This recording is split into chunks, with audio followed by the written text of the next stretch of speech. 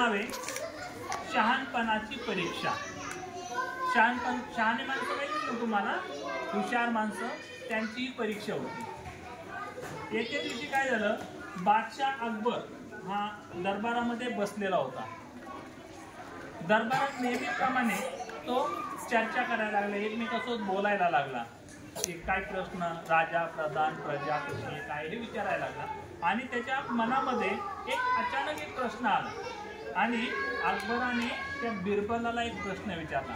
प्रश्न काय विचारला माहितीये, तो अकबर म्हणाला, बिरबल सांग पाहू, या जगात सर्वात मौल्यवान वस्तू कोणती? सर्वात मौल्यवान वस्तू कोणती म्हणजे सगळ्यात आकर्षक आणि सगळ्यात किमती वस्तू कोणती आहे? बिरबल थोडा विचार करू लागला, नंतर एवढा राजाने प्रश्न विचारलाय म्हणजे काहीतरी याच्यामध्ये असलं पाहिजे।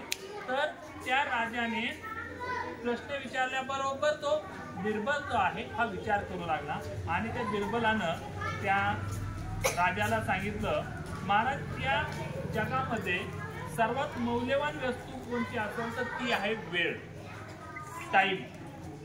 ही सगळ्यात मौल्यवान वस्तू आहे। मग अकबर थोडा हसत म्हणाला, एवढी मौल्यवान कशी असते ती वेळ?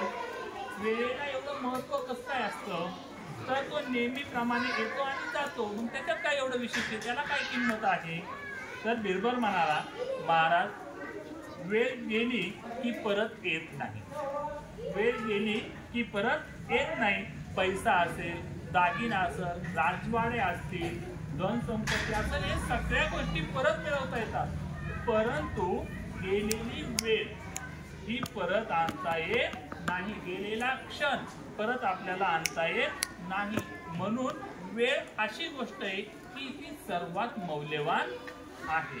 म्हणजे या बिरबलाचं हे उत्तर ऐकून काय झालं, राजा विचारात पडला, ही गोष्ट खरी आहे, बरोबर आहे की बिरबल तू नेहमीप्रमाणे पुन्हा एकदा माझं मन जिंकलं की तू एक गोष्ट तुला विचारली आणि ती तू सिद्ध करून दाखवली, म्हणून त्या अकबराचं मन त्या बिरबलानं जिंकलं। मग आपल्याला या कथेमधून काय बोध घ्यायचा असतो की वेळेचं महत्व आपण ओळखलं पाहिजे। जी वेळ आहे ही वेळ कुणासाठी थांबत नाही।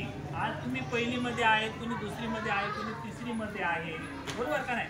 पण ही वेळ आता हे वर्ष, आजचा दिवस गेलेला उद्या भेटणार आहे का तुम्हाला?